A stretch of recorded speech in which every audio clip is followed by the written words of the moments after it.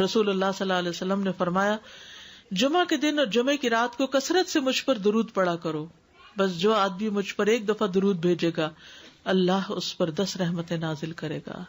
ہر بالغ پر جمعہ کے لیے جانا ضروری ہے، اور ہر وہ شخص جس پر جمعہ کے لیے جانا ضروری ہے اس پر غسل ہے، یعنی اس کو لازمی غسل کرنا چاہیے، اللہ یہ کہ کوئی مجبوری ہو۔ تو آپ اپنا اسکیجول اس طرح بنائیں نا کہ جیسے اگر آپ ہر روز نہاتے ہیں پھر تو کوئی مسئلہ نہیں، لیکن اگر آپ ایک دن چھوڑ کے ایک دن نہاتے ہیں تو آپ پھر اس طرح اسکیجول کریں کہ جیسے آپ منڈے کو نہائے، پھر وینسڈے کو نہائے، پھر جمعے کو نہائے، پھر آپ سیٹرڈے سنڈے اگر نہیں بھی نہاتے پھر منڈے، تو اس طرح آپ جمعے کو مس نہیں کریں گے۔ یہ نہیں کہ جمعرات کو نہا کے جمعہ کو چھوڑ دیا یا جمعہ چھوڑ کے ہفتے کو نہائے، ایسا نہیں کرنا چاہیے۔ علماء نے غسل کے حکم کے بارے میں اختلاف کیا، بعض تو کہتے ہیں یہ واجب ہے، یعنی فرض کے درجے میں ہے، اور جمہور علماء یہ کہتے ہیں کہ مستحب ہے، پسندیدہ ہے، افضل عمل ہے۔ حدیث میں آتا ہے جس نے جمعے کے دن وضو کیا اس نے اچھا کیا، اور جس نے غسل کیا تو یہ افضل ہے۔ صفائی میں مبالغہ ہوتی نا، ویکلی صفائی آپ کو کرنی ہوتی ہے، یعنی جیسے ناخن وغیرہ کاٹتے ہیں یا پھر اپنے زائد بال وغیرہ اتارتے ہیں، تو یہ سب چیزیں اگر جمعے کے دن ہو تو زیادہ بہتر ہے۔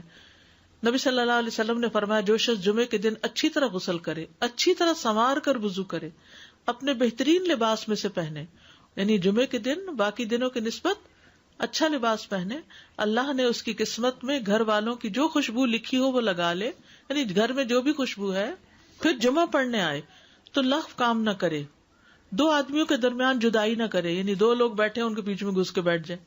اس جمعے اور دوسرے جمعے کے درمیان کے پورے ہفتے کے گناہ معاف کر دیے جاتے ہیں۔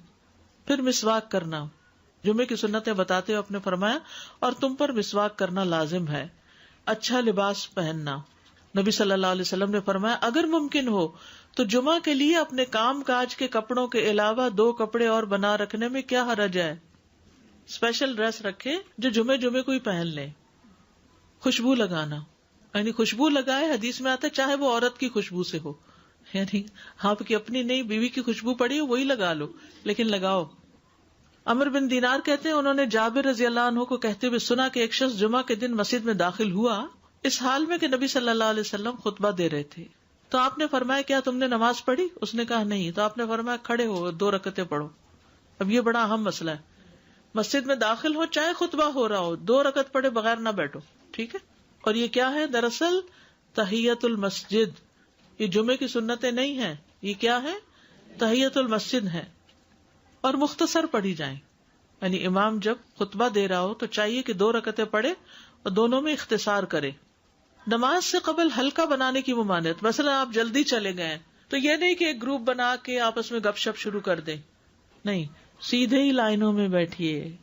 انتظار کا وقت کیسے گزاریں گے؟ نفل پڑھ کے بیٹھ گئے، ذکر اذکار کریں، قبلے کی طرف رخ کر کے لائنوں میں بیٹھیں، ہلکا نہیں بنائیں، بیٹھ کے خرید و فروخت نہیں کریں، تاخیر سے آنے پہ گردنیں پھلانگ کے نہ آگے جائیں۔ رسول اللہ صلی اللہ علیہ وسلم نے فرمایا ٹیک لگا کے مت کھاؤ، یہ عام ایک ادب بتایا۔ مسجد میں کوئی جگہ مقرر نہ کرو کہ یہ میری جگہ ہے، آپ کیوں آج یہاں کھڑی ہو گئی، کہ تم اسی میں ہی نماز پڑھو۔ کچھ لوگ ہوتے ہیں نا آ کے مخصوص جگہ ہی پڑھتے ہیں، اگر کوئی اور وہاں ڈسٹرب ہو جاتے ہیں۔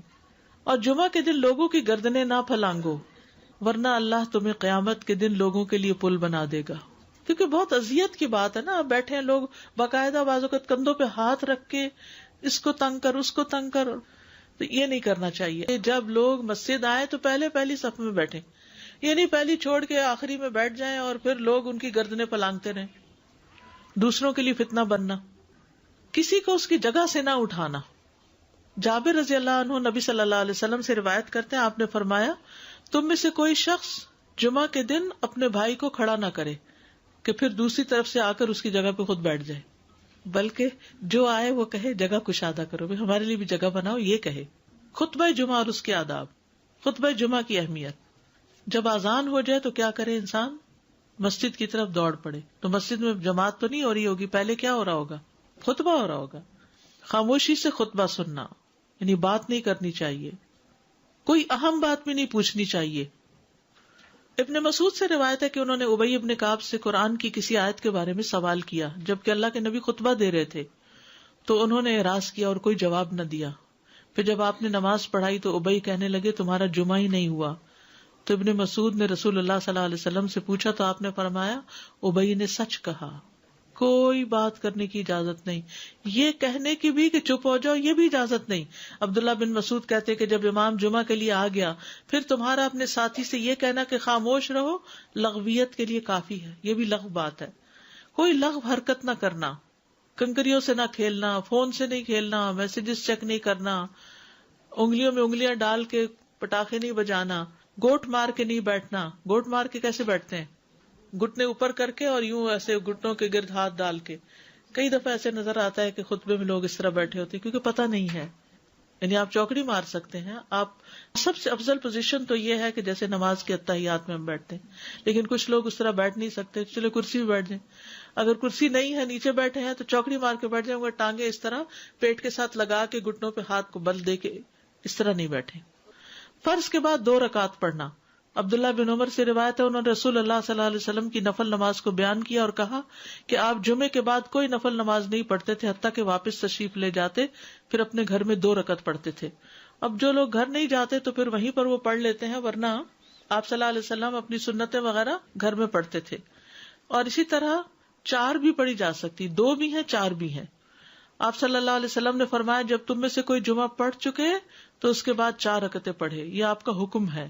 تو جب آپ کا 2 چیزیں ہوتی ہیں سمجھنے کے لیے، ایک آپ کا فعل ہوتا ہے اور ایک آپ کا حکم ہوتا ہے. تو ہمارے لیے کیا ہے جو آپ کا حکم ہو. جمعے کے دن قبولیت کی گھڑی ہوتی ہے، اس وقت اللہ سے بھلائی مانگنی چاہیے.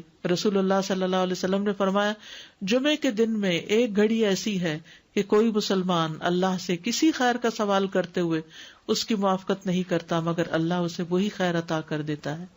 فرمایا یہ ایک چھوٹی سی گھڑی ہے، تھوڑی دیر کے لیے ہوتی ہے اور یہ ہر جمعے کو ہوتی ہے. ٹھیک ہے. اور خصوصاً نماز میں بھی اگر کوئی دعا کر رہا ہوتا ہے نا انسان تو وہ بھی قبول ہو جاتی ہے. نماز میں دعا کہاں ہوتی ہے؟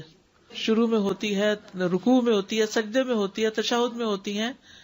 تو اگر یعنی جمعہ پڑھ رہے ہیں اور بیچ میں دعائیں آ گئی ہیں تو ہو سکتا ہے وہی گھڑی آ گئی ہو اور آپ کی دعا قبول ہو جائے. عصر کے بعد سے مغرب تک کا وقت ہے.